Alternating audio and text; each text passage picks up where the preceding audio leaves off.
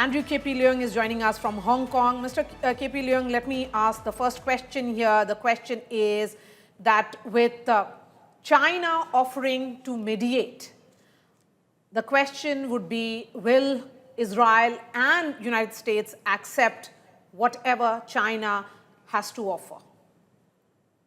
Well, of course, Trump is a will of his own, and he started the war on the premise it's going to prevail using Americans' superpower status in the military, in the finance, in the U.S. dollar, and as the largest trading partner. He thinks that he could prevail, and thinks he can dictate terms. Whether China can really broker peace remains, of course, uncertain. But on the other hand, it really depends on how the war is playing out between Iran and, of course, United States and Israel. The Iran's strategy is trying to, of course, there is no match between Iran's military and the combined military strength of the United States and Israel. But then Iran is already prepared for this for a long, long time. A stockpile of missiles and very cheap drones serve the purpose of prolonging the war, spreading the war around the region in the hope of causing global chaos. And this global chaos is going to put a lot of pressure through various other countries, through the public, through other people on the United States to end the war. And in any case, a lot of the American electorate, they are not in support of the war. And least of all, the war has not been authorized by the American Congress. So I think that the hope of the is to put pressure. Hello? Right. Yeah? Geeta, go ahead. Yeah, is to put pressure on spreading the war on all fronts, causing major chaos around the world, and thereby putting pressure on the American politics to end the war. Right. Andrew, if I could just ask you to weigh in on what China's role over here is, because we've seen the condemnation, but now we are seeing real diplomatic outreach and engagement. China has not only engaged with the Arab leaders, they've asked them to exercise restraint. They, in all probability, would also be looking at maybe sending supplies and help to Iran. What's your reading on China's role now emerging as a peacemaker?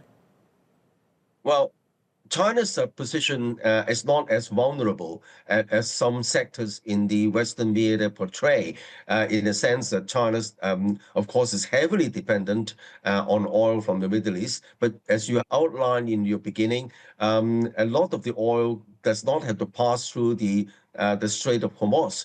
It can pass through this direct Iran-China rail line. And of course, China built this rail line decades before. It became fully operational last year.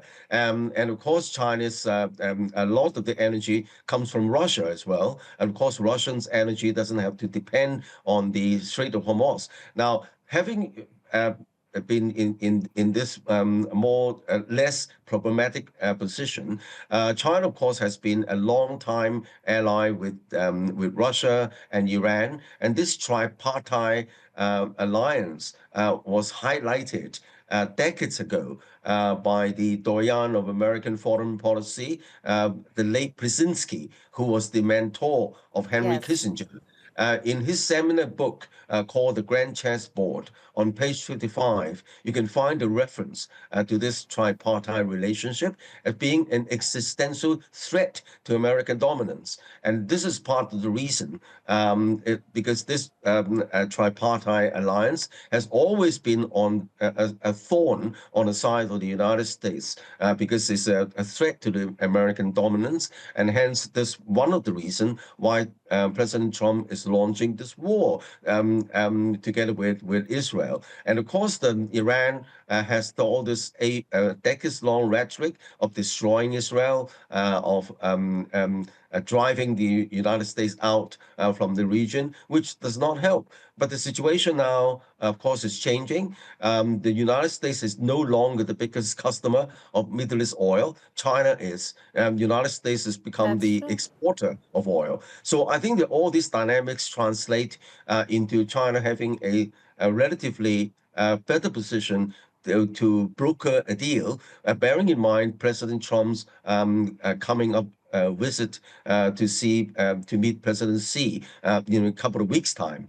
And of course, the reason why President Trump was wanted to do that is because he could no longer bring China to heel in the same way as other countries, because China has found a very effective countermeasure against American coercion in the form of China's dominance on Right. rare earth supply chains. So I think that all that plays into the China's initiative to take up a mediation role, because no Right. other country is in a better position. Right. Andrew, Mara, it's very rare to have somebody not just cite a book, but also the page number where he's citing the information from. Andrew, quite impressive. But in your appreciation, how do you see this war pan out? Because it seems like it's for the long haul. The Trump administration is just increasing number of days and weeks. How do you see it pan out? Because this is certainly going to cause a lot of pain points. What is your reading of what the pain points are going to be, and how long will it take for the international community to come out and say, stop the war? Before President Trump put his foot down on going ahead of the war, in spite of the other contrary advice from his top military advisors, thinking that particularly the reference to the fact that American arsenal is getting a little bit thin because of the supply of the military armament for the war on Ukraine. And so the missiles and so on is not unlimited. And so some of the top advisors already mentioned this, but of course Trump overruled them and went ahead with the war because he thought that the war could be finished in a couple of days. Now, Iran already thought about this eventuality. Don't forget that Iran has always been attacked by the United States in one form or another. Particularly last year, it was a major bombardment of Iran. And of course, this rail line between Iran and China was built years in advance of this eventuality. And of course, the President Trump, he said he didn't like this chosen new leader. This shows he doesn't understand the history and the culture of the Iran government. In fact, before Khomeini died, he already put in train a succession plan. Succession plan, not choosing a particular leader, but successive leaders. If the new leader is taken out, there will be the same process will also generate another leader, and then it's not just one leader calling the shots. There are various other institutions in the Iran hierarchy. So that's Andrew a KP very Leung, complicated really issue. appreciate your time, sir.